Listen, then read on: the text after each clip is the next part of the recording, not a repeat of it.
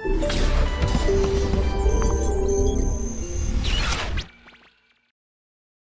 Convention on Business Integrity, in partnership with MacArthur Foundation, hosted a one-day conference on governance, leadership, and ethics, how to build a thriving economy. It brought together stakeholders in the public and private sector in the country. In his opening remarks, the CEO of CBI, Mr. Soji Apampa, gave the rationale behind the forum. If you look at the issues of quality management, best practice, sustainability, profitability, all the things that impact on your survival and growth, I want to prove to you this morning that they are not possible without the right governance, leadership, and ethics. Distinguished ladies and gentlemen, if we start with quality management, you will find that it involves how you manage all the activities and tasks needed to maintain a certain level of excellence. So there is a lot of management of your policies, your procedures, your benchmarks, responsibilities, and accountabilities. You have to be aware of all of that and manage them as a whole. Also, where does best practice come into it? What is best practice? Research and experience over time shows what procedures, policies, benchmarks, accountabilities, and responsibilities give optimal results. This is what we call best practice. What is sustainability? Put very simply, it's the capacity for the level of excellence that you desire to endure. Is that capacity to make that level of excellence endure. And why endurance? Because things tend to decay with time. You are not always able to have the right processes in place to face the competition when new competition comes on board. Sometimes some things in your environment and the availability of your raw materials and inputs, these are often finite things that can be depleted. So you've got to have a strategy to protect your ability to still perform excellently against that. Changing regulations, changing tastes, wants, and needs of your consumers, changing beliefs in society, changing access to staffing and funding. All of these things will affect, in due course, your sustainability. Finally, let me also look at profitability. Profitability, there is a link between what you do within your organization, how your customers respond to that, and how this affects investment. It's called the employee customer profit chain. Because at the end of the day, you want your employees to have exemplary behavior, exemplary conduct. And that requires your ability to make it an interesting job that they're doing, and also for them to have respect for the company for which they're working. All of that affects their behavior. That behavior is what reflects whether or not your company is a compelling place to work. And it also affects staff retention at the end of the day. Now, it looks like a small place to start, but that immediately feeds into how helpful your employees are when they are meeting with customers. Customer service is impaired by all of that. Then also comes the value of what you are providing to the customer. The two things together create the customer's impression of your organization, and they decide whether or not your organization is a compelling place to shop.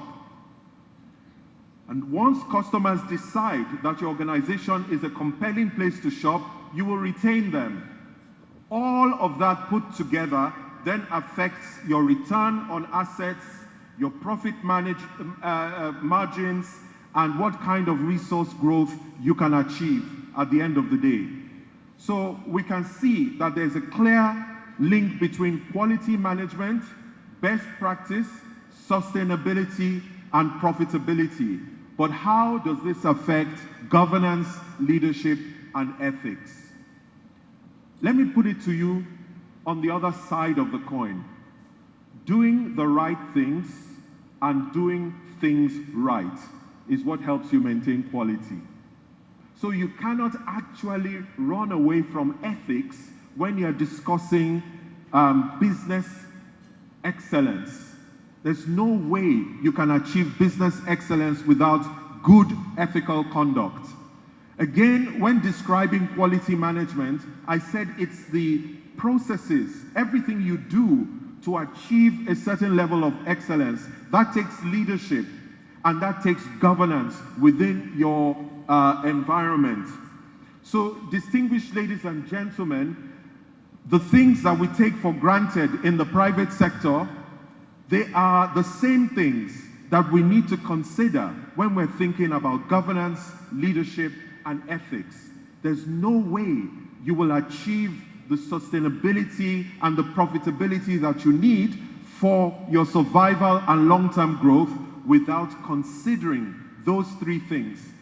I hope that in this very short time, I have made the argument for the causality, the link between what we desire as business and what we cannot do without, which is good governance, good leadership, and good ethics within our organizations. Chairman of the Independent Corrupt Practices and Other Related Offences Commission, ICPC, Professor Bolaji Owosonoye, stressed that corruption weakens investments and identified 4 areas that should be considered in addressing corruption and embedding ethics in the nation. The first is role modeling. The culture of a country is public agencies, is private corporations, is not-for-profit organizations, and all components of the society come in large part from the behavior modeled by its leaders and its followers. The examples that leaders set, whether they are in the public or private sector, is what people will follow. While leaders are a problem in themselves, the followership sometimes, who are the victims, the ordinary people, who are the victims of bad leadership, have also a role to play in stopping that victimization. Leaders cannot just talk about integrity, but they have to demonstrate it and give the followers a reason why they must be trusted through their work and their actions. Role modeling, therefore, is a powerful tool for transmitting values and acceptable behavior. Secondly, demonstrating morality. Leaders must demonstrate the moral courage, which is the willingness to stand up for and act according to one's ethical beliefs when moral principles are threatened, regardless of the perceived or actual risks. To fight corruption successfully in Nigeria and to build a thriving economy, we have to demonstrate moral courage every time in our daily activities. The third point is securing ethical behavior. It is incumbent on leaders to secure ethical behaviors by their followers through the creation of codes of ethics, hiring with emphasis on ethical behavior, implementing a robust compliance program, and dealing with breach of policies immediately. Rewarding ethical behavior and promoting only followers or employees who demonstrate high ethical behavior and regular communication, emphasizing the importance of ethics via correspondence, emails, meetings, newsletters, and what have you. The fourth and final brief point is contextualizing success. Documenting the ethical behaviors of other employees and followers is a powerful form of social proof that it is possible to act right and with integrity no matter the circumstances.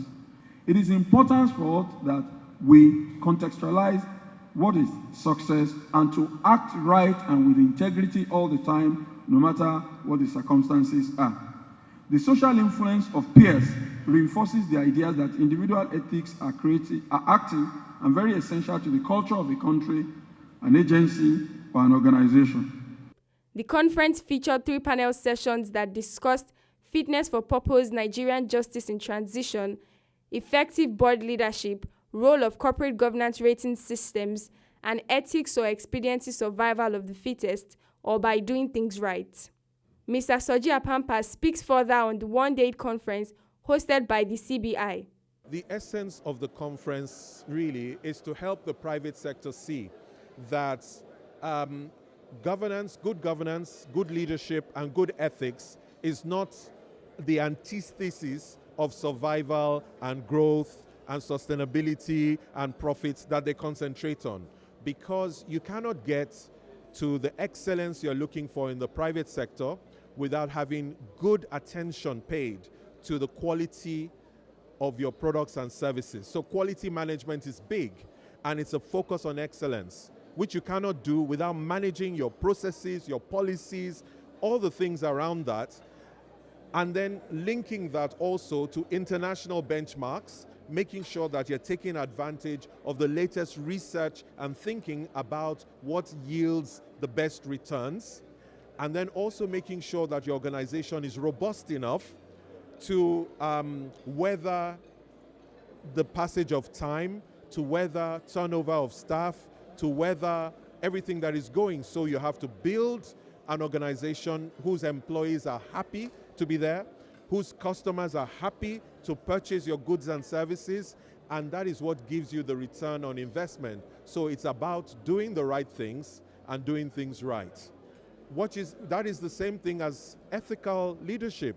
You need to do things right and do the right things to be ethical. And that takes leadership. And that needs to be submitted to a governance framework at the end of the day. So it's to show the private sector that it's not actually different to what is important to them. So they need to pay attention if they're going to build institutions that will survive them. A major takeaway from the conference that resonates with all the stakeholders is the need for a critical mass of ethically minded companies to align together to push for ethics and governance in the country, which will attract more critical investment into the Nigerian economy.